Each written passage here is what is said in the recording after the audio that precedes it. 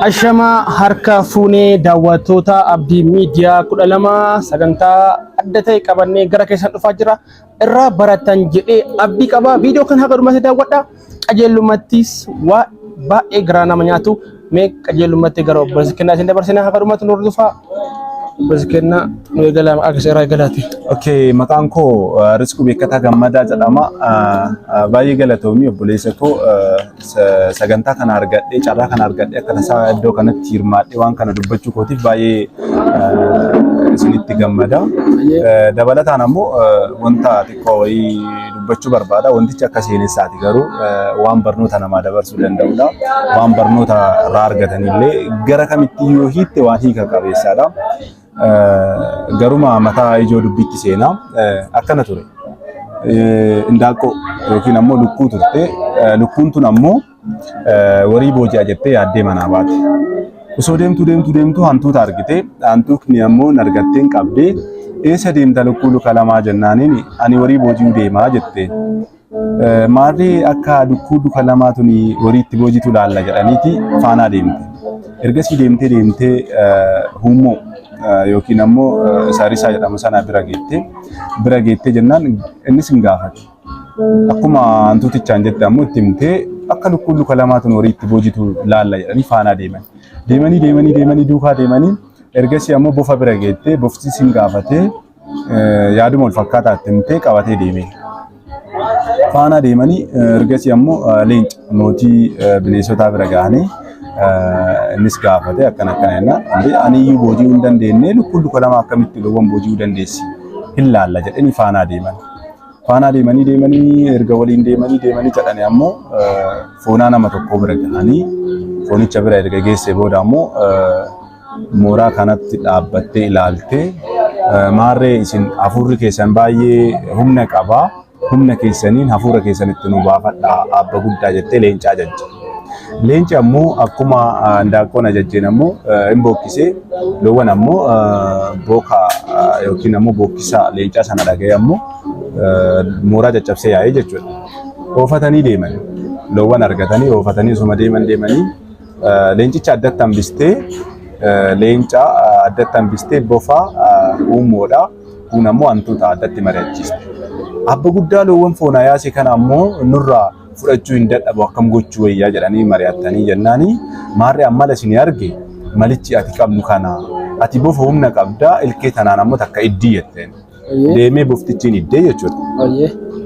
Bofni eega iddee booda ammoo ammallee deemanii leencichi nafee iddaa bofaa irraa hafuu hin dandeenye nafee oofatanii deemanii ergasii ammoo huummoo fi hantuuta addatti yaamtee ati namni abba guddaa ajjeesuu hin dandeenye hin dadhabne kun bofti abba guddaa ajjeesuu hin dadhabne kun ammoo nu ajjeesee nurraa fudhachuu hin dadhabu kanaaf ammoo maal gochuu qabna jedhanii mari'achiiste. Mari'achiisnaan lukkuu kiyya nu handaaqqoo teenya nu ammoo hin beeknu akkam gochuu wayya jettee gaafatan. Gaafatanii ammala isin arge malichi jiru kana jette ati huummoo bofti mataa hin danda'u. Bofti mataa hin danda'u dhaqiitii mataa keessa qush godhin jetteen. Ergasii ammoo boftichi mataan qushiin godha. Bofti biraafi. Bofa eega mataa keessa tumtee booda boftichi biraafi huummoo fi indaaqqoo kun ammoo hantuuta ta'anii wal qabatanii deeman nama sadiin jechuudha. Sadan sana erga deemanii booda ammoo ammas akkuma bartee ishee duraa sana hantuuta gaafatteen. Huummoon kun ammoo nu ajjeesuu hin dadhabu akkuma bofa ajjeesuu hin dadhabne nu ajjeesuu hin dadhabu jettee mari'achiiste.